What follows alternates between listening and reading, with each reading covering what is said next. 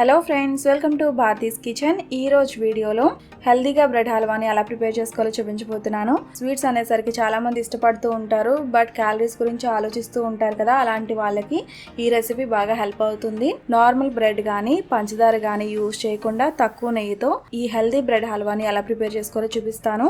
టేస్ట్లో compromise కూడా అవ్వాల్సిన అవసరం లేదండి, చాలా టేస్టీగా ఉంటుంది. సో ఈ టేస్టీ బ్రెడ్ హల్వా రెసిపీని ఎలా ప్రిపేర్ చేసుకోవాలో ఇప్పుడు చూపిస్తాను. ఫస్ట్ ఈ రెసిపీ కోసం బ్రౌన్ బ్రెడ్ ని తీసుకోవాలి. ఇక్కడ నేను 8 బ్రెడ్ స్లైసెస్ వరకు తీసుకుంటున్నాను, అంటే బ్రెడ్ లో హాఫ్ క్వాంటిటీ వరకు తీసుకుంటున్నాను. బ్రెడ్స్ కి ఇలా సైడ్స్ ఉన్న పార్ట్ ని కట్ చేసుకోవాలి. ఇలా ఎడ్జెస్ ని కట్ చేసుకున్న తర్వాత నెక్స్ట్ వీటిని ఫ్రై చేసుకోవాల్సి ఉంటుంది. దానికోసం ఒక పాన్ లో 1 టేబుల్ స్పూన్ వరకు నెయ్యిని వేసుకుని కొద్దిగా జీడిపప్పును కూడా వేసుకుని ఫ్రై చేసుకోవాలి. ఇవి కొద్దిగా ఫ్రై అయిన తర్వాత నెక్స్ట్ ఇందులో బాదాంని కూడా వేసుకోవాలి. ఈ టైంలో మీకు కావాలంటే కిస్మిస్ ని కూడా వేసుకోవచ్చు. డ్రై ఫ్రూట్స్ మీకు నచ్చినవి వేసుకుని నచ్చలేనివి స్కిప్ చేసేయచ్చు. ఈ డ్రై ఫ్రూట్స్ ని లైట్ గోల్డెన్ కలర్ వచ్చేంత వరకు ఫ్రై చేసుకున్న తర్వాత వీటిని తీసి పక్కన పెట్టుకోవాలి. నెక్స్ట్ బ్రెడ్ ని ఫ్రై చేసుకోవాలి. దానికోసం ఇదే పాన్ లో బ్రెడ్ స్లైసెస్ ని ఇలా అడ్జస్ట్ చేసుకుని రెండు వైపులా కూడా లైట్ గోల్డెన్ కలర్ వచ్చేంత వరకు ఫ్రై చేసుకోవాలి. నార్మల్ గా బ్రెడ్ హల్వా అనేసరికి బ్రెడ్ పీసెస్ ని ఆయిల్ లో గానీ లేదంటే నెయ్యిలో గానీ డీప్ ఫ్రై చేస్తూ ఉంటారు, లేదంటే షాలో ఫ్రై చేస్తూ ఉంటారు. సో మనం ఇక్కడ హెల్దీగా ప్రిపేర్ చేస్తున్నాం కాబట్టి కొద్దిగా నెయ్యిని మాత్రమే వేసుకుని ఇలా ఫ్రై చేస్తున్నాము. బ్రెడ్ ఇలా రెండు వైపులా కూడా కాల్చుకున్న తర్వాత వీటిని తీసి పక్కన పెట్టుకోవాలి.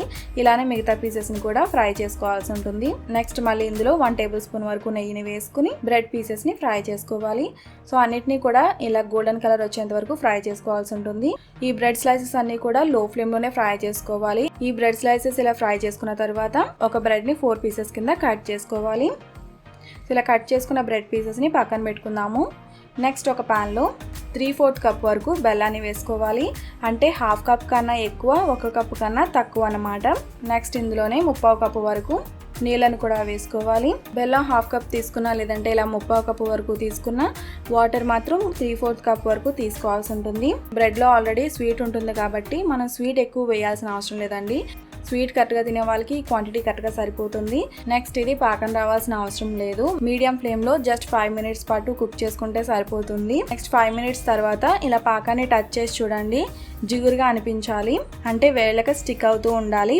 తీగ పాకం రావాల్సిన అవసరం లేదండి, జస్ట్ మీకు ఇలా వేళ్ళకి స్టిక్ అయితే సరిపోతుంది. అప్పటి వరకు కూడా కుక్ చేసుకున్న తర్వాత నెక్స్ట్ ఇందులో 1/2 టీ స్పూన్ వరకు యాలకుల పొడి వేసుకుని ఒకసారి ఇలా మిక్స్ చేసుకుని నెక్స్ట్ ఇందులో ఆల్రెడీ మనం ఫ్రై చేసి కట్ చేసి పెట్టుకున్న బ్రెడ్ పీసెస్ ని కూడా ఇలా పేర్చుకోవాలి.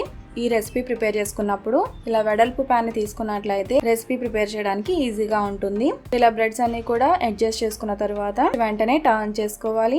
ఇలా టర్న్ చేసుకున్న తర్వాత బెల్లం వాటర్ అంతా కూడా బ్రెడ్ పీసెస్ పీల్ చేసుకుంటాయి.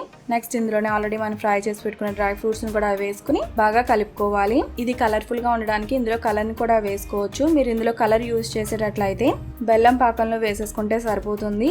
సో మనం ఇంట్లోనే ప్రిపేర్ చేస్తున్నాం కాబట్టి ఇందులో ఫుడ్ కలర్ వేయాల్సిన అవసరం లేదండి. మీకు కావాలంటేనే వేసుకోండి, లేదంటే స్కిప్ చేసేయచ్చు. నెక్స్ట్ ఈ బ్రెడ్ పీసెస్ ఇలా కలుపుకున్నప్పుడు బ్రెడ్ పీసెస్ ని మ్యాష్ చేస్తూ మిక్స్ చేయకండి. బ్రెడ్ కొద్దిగా పీసెస్ కింద ఉంటేనే టేస్ట్ అనేది బాగుంటుంది. సో చూడడానికి ఇలా ఉండాలి. సో ఇలా దగ్గర పడిన తర్వాత స్టవ్ ఆఫ్ చేసుకుని వేడివేడిగా సర్వ్ చేసుకోవడమే. సో చూసారు కదండి, ఇలా చాలా సింపుల్ గా హెల్దీ వేలో బ్రెడ్ హల్వాని చాలా సింపుల్ గా ప్రిపేర్ చేసుకోవచ్చు. సో ఇలా నేను చూపించిన విధంగా ఈ రెసిపీని మీరు ప్రిపేర్ చేసి చూడండి. వంట రాని వాళ్ళకి కానీ లేదంటే ఫస్ట్ టైం ప్రిపేర్ చేసే వాళ్ళకి కానీ చాలా పర్ఫెక్ట్ గా వస్తుంది. సో ఈ రెసిపీని మీరు కూడా తప్పకుండా ట్రై చేసి మీకు ఎలా కుదిరిందో నాకు ఈ వీడియో కింద కామెంట్ సెక్షన్ లో తెలియజేయండి. ఈ రెసిపీ మీకు నచ్చినట్లయితే తప్పకుండా లైక్ చేసి మీ ఫ్రెండ్స్ అండ్ ఫ్యామిలీస్ కి షేర్ చేయండి. మరిన్ని రెసిపీస్ కోసం నా ఛానల్ సబ్స్క్రైబ్ చేయండి. అలానే తర్వాత వచ్చే బెల్ ఐకాన్ కూడా క్లిక్ చేయండి. Thanks for watching.